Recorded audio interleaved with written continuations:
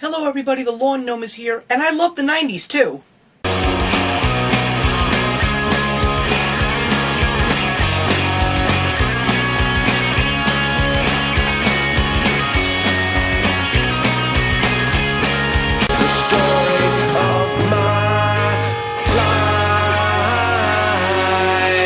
This 90s band revival is running strongly. I cannot get over how many awesome albums from bands that I grew up with are actually being released this summer. And the best part is, I seem to be getting surprised with every single one. So I've got another two today in regards to the 90s band revival. Yes, I had no idea that these guys were coming back with a new album. Everclear is one of my favorite bands when I was growing up. They're actually the first band that I ever actually saw in concert. They toured with Soul Coughing and an early Black Eyed Peas before Fergie joined the band. Everclear has really been hit or miss ever since they released, I guess, Songs from an American Movie Part 1 and 2. And they went through a couple of changes. Unfortunately, it's not the threesome with Craig Montoya and Greg Auckland, but Art Alexakis is still there. He's the voice of Everclear, and this album is actually their best since So Much for the Afterglow, because that's probably their greatest album. Say What You Want, About Sparkle and Fade, Invisible Stars comes pretty damn close. It's a great listen. It's the old school Everclear sound, the pop, post-grunge alternative sound that's a perfect mix for this group.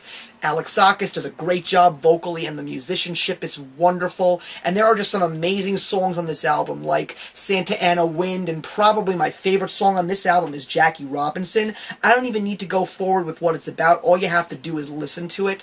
And other great songs like Falling in a Good Way. It's just a great album. If you like Everclear, if you completely forgot about Everclear and you just want to get them back into your repertoire, Invisible Stars is a great album. If you've never heard Everclear before, it's not a bad album to start with too, but I'd still suggest So Much for the Afterglow. And the next album that I want to go over is a band that I can probably say may be my favorite, one of my favorite bands of all times. The Smashing Pumpkins. I have been a fan of theirs ever since I started listening to modern music. I was stuck in the 60s when I was growing up, but when I finally hit junior high school, that was when I started to really appreciate the modern music and really appreciate music as a whole deeper than just songs on the radio.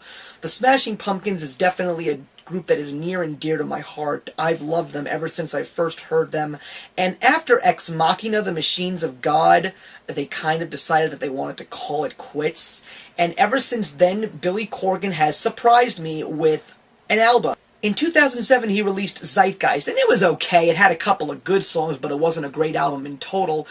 Now, Oceania is also a hit-or-miss album. It's got some old-school sounding Smashing Pumpkins, but a little bit more of a psychedelia/progressive sound. There's songs like Quasar, Inkless, Pinwheel, the self-titled track Oceania, and Wildflower, but is it a great album? You know, based on what I know about Smashing Pumpkins, like Siamese Dream and Melancholy of the Infinite Sadness, I would really have to say that this album is not one of their best, and this is where I kind of feel like I need to go off on a rant. The reason why this band broke up back in 2000 was due to two reasons: in-band fighting and just them realizing that there was no place in music for them. Because in 2000, names like NSYNC, the Backstreet Boys, and Britney Spears were pretty much the big mainstream names. Nowadays, you wonder why they're even still trying to come back. And it's not even them, it's just Billy Corgan with a whole new band. Darcy, James Iha, and Jimmy Chamberlain are gone. So I also remember in 2010 when I was telling my friends, like, what band really didn't need to make a comeback, and it was the Smashing Pumpkins then. If I were to figure, it would probably be the Smashing Pumpkins now going into 2020. Billy Corgan is a true artist. He's going into the Rock and Roll Hall of Fame with his original bandmates. He's got two albums that probably have changed music history, but there's really no reason to keep coming back, because there still is no place for Smashing Pumpkins. And, look, rock is dead, unfortunately. The airwaves only carry names like Drake, Nicki Minaj, Carly Rae Jepsen, and all these other major pop star names, One Direction, what have you. Rock is not only dead at this point, rock is dead and buried. Sure, their fans will sell out the shows, they'll buy their albums and keep giving them money, but I don't know what's going on with music these days. When it comes to bands from the 90s and backwards, it's really hard for them to really attain a new fan base. And I really have no idea why artists like the Smashing Pumpkins are trying to become relevant. Alongside this, what's called an album in an album, there's like a 44-track project that he's working on. Billy, give it a rest. You're done. Just accept what you've done for music and just enjoy your life. Stop trying to create and reinvent yourself again. You don't have to. We love you just the same.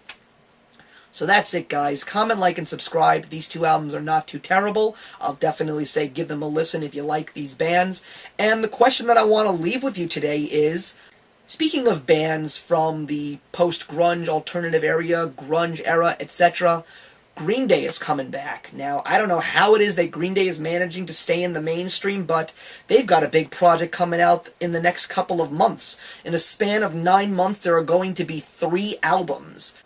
Uno, Dos, and Tre. They just went into the studio and kept recording.